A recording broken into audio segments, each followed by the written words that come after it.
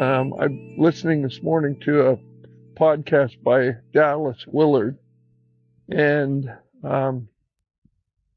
there's a guy who has a lot to say. He doesn't worry about how he says it so much, but it's just a lot to say. And anyway, I talked the other day about the things that I've had to really reevaluate my life. One of them is what a person has to believe to become a Christian. And I think it's a true statement to say that it requires a lot more to have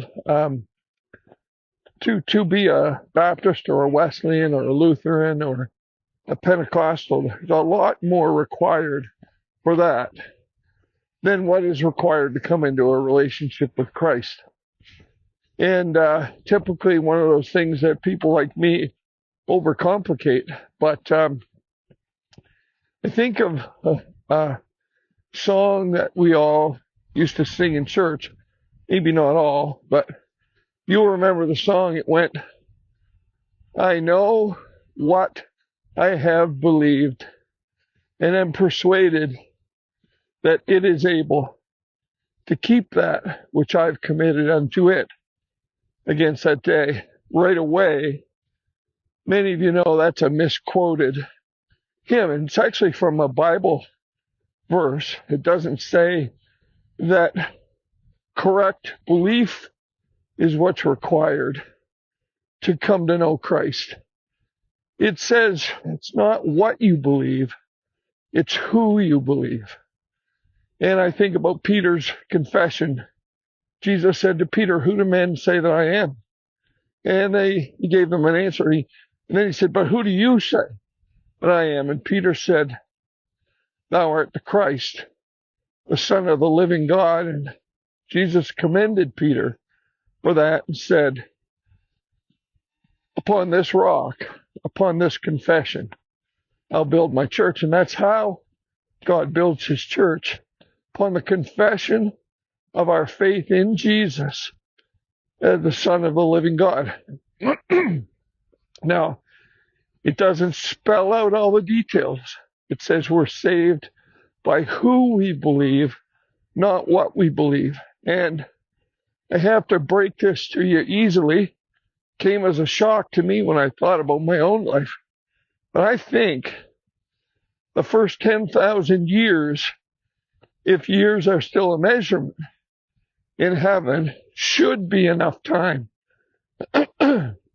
excuse me, for God to help me to unlearn all the heretical beliefs that I've embraced in this life.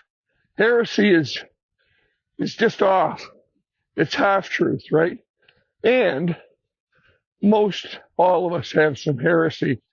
In a book by Tony Campolo and Brian McLaren called Adventures in Missing the Point, I think it's Tony Campolo who he says everyone has a theology, none of them are correct.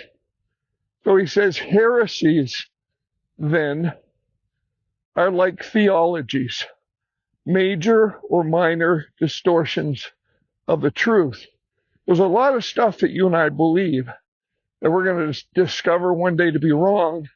And thank God's goodness that wrong beliefs are not going to keep us out of heaven, because it's not what we believe that makes that determination. We get to heaven not by what we believe, but by who we believe, because faith or salvation, the gospel, is a person. His name is Jesus. It's a person, not a proposition. Every time you become a member of a church, you have to accept a proposition. The person is not good enough. It requires the person and a proposition. My feeling is, if Jesus is the vision for the church, if Jesus is the head of the church, then it's all about him And whenever we make it more about anything else, that's when we start to get into problems. So, as I walk this morning, I've been thinking that I trust Christ. I don't understand it all, even question some things that I never questioned. But beyond that all, I trust in Christ. I was reading about love this morning and fear, and how that the Bible speaks to us about fearing God, but I can't fear God and love God at the same time, taking those words for what we understand them to mean. I have to choose one or the other. Well, my choice is to love.